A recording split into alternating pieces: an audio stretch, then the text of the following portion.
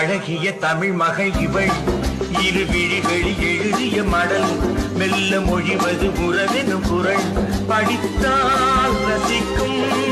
கனி இனிக்கும்